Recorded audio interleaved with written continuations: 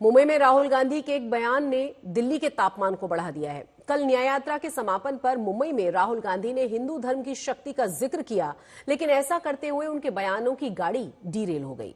दिन भर बीजेपी में हंगामा होता रहा। अब ऐसे में सवाल ये उठता है कि आखिर जब राहुल गांधी को ईडी, सीबीआई जैसी एजेंसियों के जरिए पीएम मोदी पर हमला करना ही था, तो सीधे सीधे कहते उन्हें दार्शनिक होने की क्या जरूरत थी? क्या उनके बयान का बवंडर कांग्रेस को चुनावों में बैकफुट पर धकेल देगा, या फिर कांग्रेस डैमेज कंट्रोल करने में कामयाब हो जाएगी? हिंदू धर्म में शक्ति शब्द होता है। हम शक्ति से लड़ रहे हैं। राजा की आत्मा ईवीएम में है, ईडी में है, सीबीआई में है, इनकम टैक्स डिपार्टमेंट में है।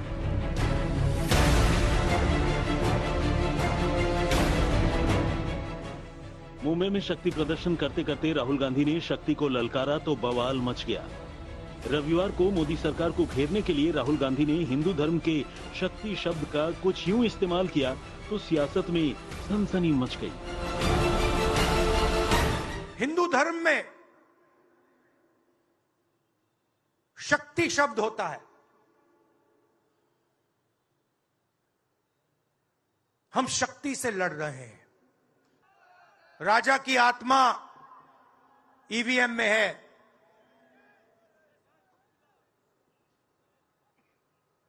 हिंदुस्तान की हर संस्था में है,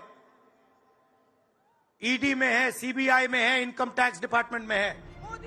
रविवार को मुंबई में न्याय यात्रा के समापन के बाद इंडिया गठबंधन के नेता जुटे थे। सभी ने एक एक करके मोदी सरकार को कटघरे में खड़ा किया। राहुल गांधी ने भी माइक थामा, लेकिन उनके शब्द इंडिया गठबंधन के लिए भारी पड़ गए।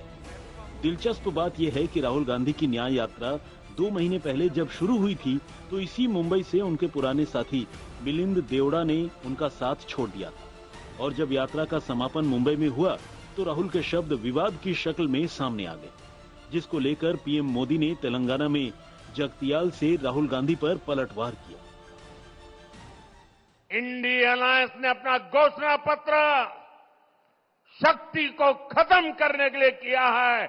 मैं इस चुनौती को स्वीकार करता हूं और मैं इन शक्ति स्वरूप माताओं बहनों की रक्षा के लिए जान की बाजी लगा दूंगा, जीवन खपा दूंगा। क्या भारत की धरती पर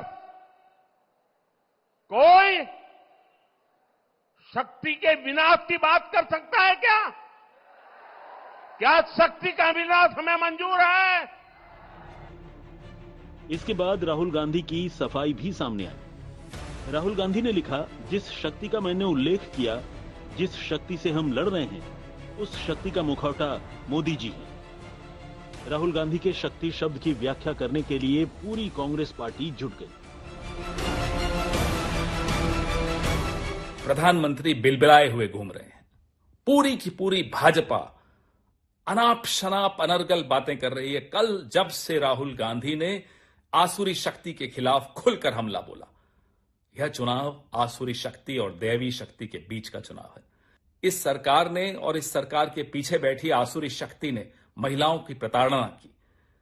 तब प्रधानमंत्री की शक्ति उपासना कहां गई थी?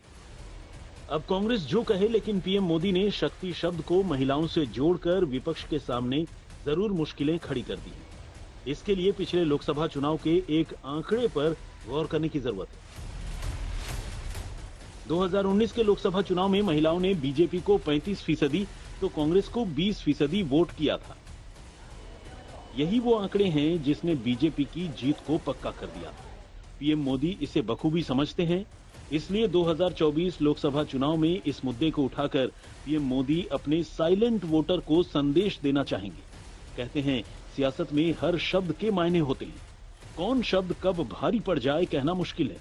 ऐसे में सबसे बड़ा सवाल कि क्या मुंबई में राहुल का दिया बयान भारी पड़ जाएगा? आज तक ब्यूरो।